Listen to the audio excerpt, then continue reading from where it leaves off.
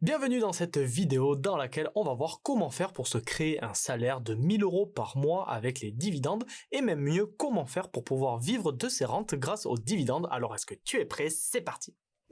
Déjà, pour commencer, qu'est-ce que c'est qu'un dividende? Pour faire hyper simple, c'est une petite part des bénéfices que va redistribuer une société à ses actionnaires. Pour ça, il n'y a pas de règle absolue, chaque société verse ses dividendes quand elle veut, comme elle veut, et il y a même des sociétés qui ne versent pas du tout de dividendes. Maintenant que ça c'est dit, attaquons dans le vif du sujet et voyons combien est-ce qu'il va falloir investir pour gagner nos fameux 1000 euros de dividendes mensuels. Pour cela, on va faire un calcul très simple. On va devoir définir combien est-ce que l'on veut gagner tous les mois, multiplier ce montant par 12 pour savoir combien est-ce qu'il faut que l'on gagne tous les ans grâce à nos dividendes. Et enfin, on va diviser ce montant annuel par le rendement d'une action pour savoir quel doit être notre capital à investir. Et comme je te l'ai dit en tout début de vidéo, chaque société est différente. Il y a des sociétés qui vont verser de gros dividendes avec un gros rendement. Et pour ces sociétés-là, tu auras besoin d'un capital plus petit pour atteindre tes fameux 1000 euros par mois. Alors que d'autres sociétés, tu le verras, elles ont un rendement qui est vraiment très faible. Et pour ça, tu auras besoin d'un capital beaucoup plus gros pour pouvoir réussir à atteindre ces fameux 1000 euros par mois.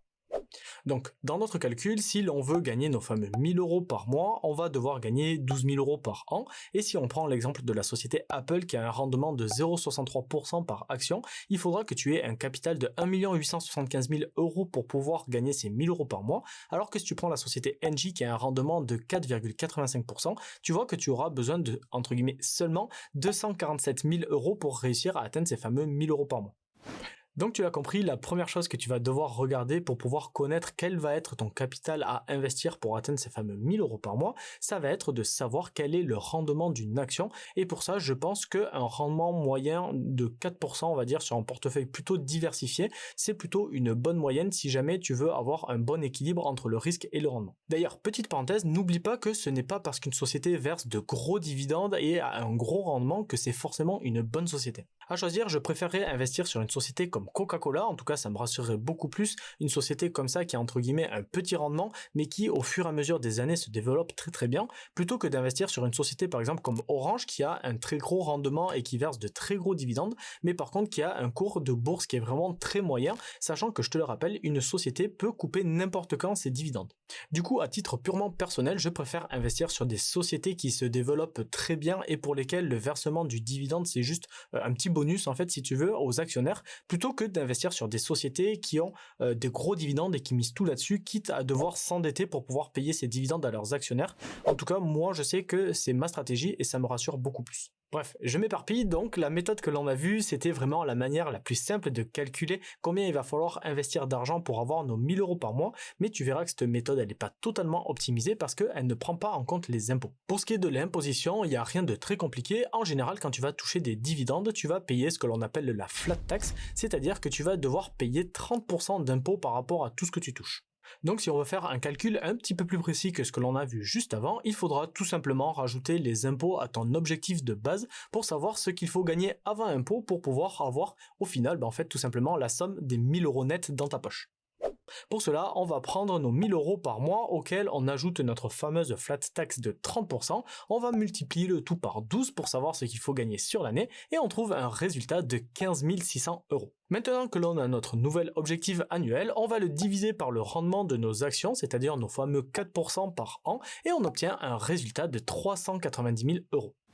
Donc comme tu as pu le voir, pour pouvoir réussir à avoir nos fameux 1000 euros par mois après imposition, c'est-à-dire directement net dans ta poche, il va falloir que tu aies un rendement moyen de 4% sur l'année en fonction de tes dividendes, et enfin que tu aies investi un capital de 390 000 euros. Une fois que tu auras fait tout ça, tu vas pouvoir réussir à vivre de tes dividendes, mais il y a un point dont on n'a pas encore parlé et qui pourrait vraiment faire capoter tous nos calculs, et ce point-là, c'est le temps. Alors je sais que je le rabâche dans toutes mes vidéos, mais si je le dis, c'est pas pour rien, ton meilleur allié quand tu investis en bourse, c'est le temps. Et pour ça, je vais te parler de deux notions qui sont vraiment hyper importantes à connaître lorsque l'on parle de dividendes et qu'il faut absolument prendre en compte dans nos calculs. La première notion, ça va être en fonction du support que tu vas utiliser pour investir. Si tu utilises un compte titre pour investir, cette première notion sur le temps n'est pas vraiment faite pour toi, donc je t'invite à avancer un tout petit peu. Par contre, si tu as suivi mes conseils et que tu as ouvert un PEA et que ce fameux PEA est ouvert depuis plus de 5 ans, eh bien plutôt que de payer la flat tax de 30%, eh bien tu ne paieras plus que 17,2% de prélèvements sociaux et en gros ça te fait une économie de 12,8% d'impôts et tu verras que ça peut faire une très grosse différence.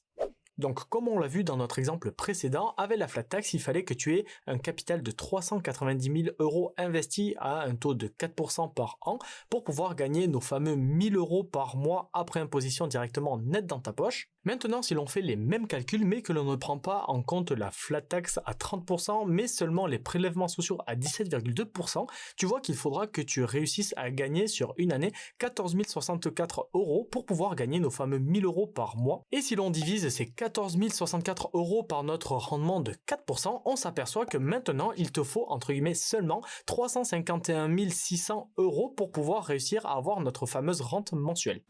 Donc tu vois, avec le temps, juste le fait d'avoir ouvert ton PEA il y a 5 ans, ça te permet quand même de faire une économie de plus de 40 000 euros. Donc ça, c'était la première notion du temps qui était hyper important à connaître et je le répéterai jamais assez, même si aujourd'hui tu me trouves l'excuse du « ouais, j'ai pas d'argent pour investir en bourse » ou je sais pas quoi. Déjà, commence par ouvrir un PEA car comme tu l'as vu, au fur et à mesure des années, en fonction de ce que tu vas investir, ça va pouvoir te faire économiser des milliers d'euros dans le temps. Et si tu ne sais pas ouvrir un PEA, personnellement, j'ai un compte Boursorama, tu trouveras un lien de parrainage dans la description qui te permettra de gagner jusqu'à 130 euros lors de ton inscription et en plus de ça, l'ouverture du PEA est totalement gratuite. Bref, revenons à notre fameux temps qui est si cher à mon cœur et parlons de la deuxième notion. Tous les calculs que l'on a vus jusqu'à présent, ça te permettait de savoir combien il fallait que tu investisses d'argent pour avoir tes fameux 1000 euros là maintenant aujourd'hui de suite, mais en fait la réalité est vraiment totalement différente. Pour expliquer ça, je vais prendre un exemple d'une société que j'adore, dont je t'ai parlé juste avant, c'est la société Coca-Cola. La société Coca-Cola, c'est une société qui est très prisée par les personnes qui se constituent des portefeuilles à dividendes, car c'est ce que l'on appelle un dividend king, c'est-à-dire que c'est une boîte en fait qui verse des dividendes en constante augmentation depuis plus de 50 ans. D'ailleurs, si jamais tu veux que je te fasse une vidéo sur les actions qui sont des dividend king, c'est-à-dire qui versent ces fameux dividendes qui augmentent au fur et à mesure des années depuis plus de 50 ans, n'hésite pas à aller liker le commentaire que j'ai mis sous cette vidéo. Donc, comme je te le disais, si tu avais investi sur la société Coca-Cola au début des années 2003, c'est-à-dire il y a à peu près 20 ans, tu vois que tu aurais acheté une action à 20,95 €, donc on va arrondir à 21, ce sera plus simple pour nos calculs, et à cette époque-là, un dividende était de 11 centimes versé 4 fois par an, c'est-à-dire de 44 centimes par action. Donc je vais t'épargner des calculs savants, mais la seule chose que tu dois retenir, c'est que à l'époque, quand tu achetais une action Coca-Cola, eh bien elle avait un rendement en dividende de 2% par an, alors qu'aujourd'hui, si tu achètes une action Coca-Cola, elle a un rendement de 3% par an, et ma question est la suivante. Penses-tu que je serais plus rentable si j'avais acheté une action aujourd'hui, à l'heure actuelle, c'est-à-dire qui me rapporterait à peu près 3% par an,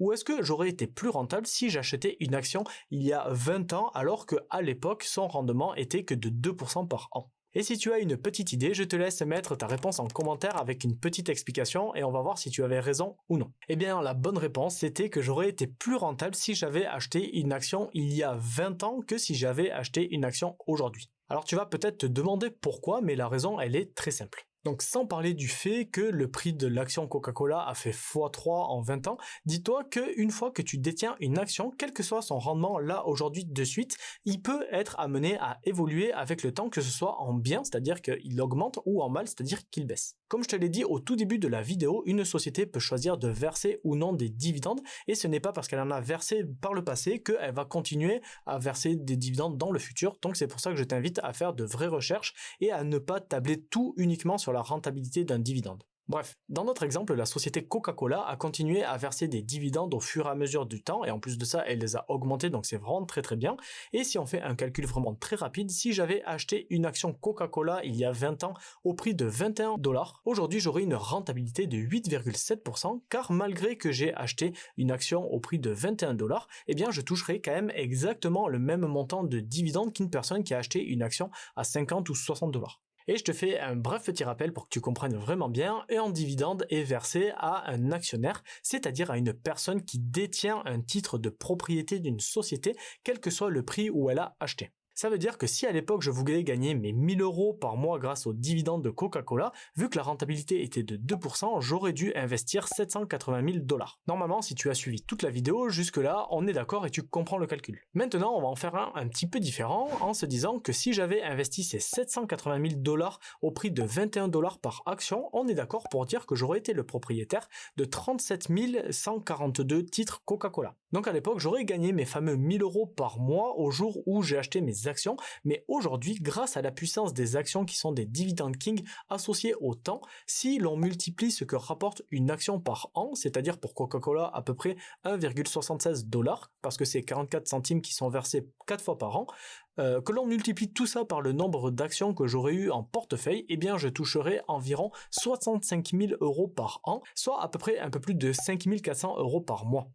Et si cet exemple te paraît totalement fou, ce qui est normal et que tu as du mal à y croire, eh bien dis-toi que ce mécanisme est vraiment très simple à comprendre. C'est simplement que vu que tu as acheté il y a 20 ans une action Coca-Cola au prix de 21 dollars et que ton fameux dividende il augmente au fur et à mesure des années, eh bien tu vois que pour les mêmes 21 dollars investis, il y a par exemple une année où tu vas toucher 50 centimes, l'autre année tu vas toucher 1 euro et dans quelques années tu toucheras peut-être 2 euros par action. Eh bien tu comprends qu'en fait ta rentabilité augmente au fur et à mesure des années alors que toi, ta somme initiale que tu avais investie, elle n'aura pas bougé. Alors je sais que ça fait rêver tous ces chiffres et que ça peut paraître insensé et irréalisable, mais si Warren Buffett a réussi à faire sa fortune avec cette technique, c'est tout simplement parce qu'il a des actions de Coca-Cola depuis plus de 30 ans dans son portefeuille, ce qui lui permet en fait d'avoir des rendements qui, comme tu l'as compris, vu que les dividendes augmentent, un rendement qui augmente au fur et à mesure des années, et c'est pour ça qu'il y a quelques années, il a été élu l'homme le plus riche du monde. Et d'ailleurs, s'il a été élu l'homme le plus riche du monde, ce n'est pas pour rien parce que si tu regardes la courbe de sa fortune,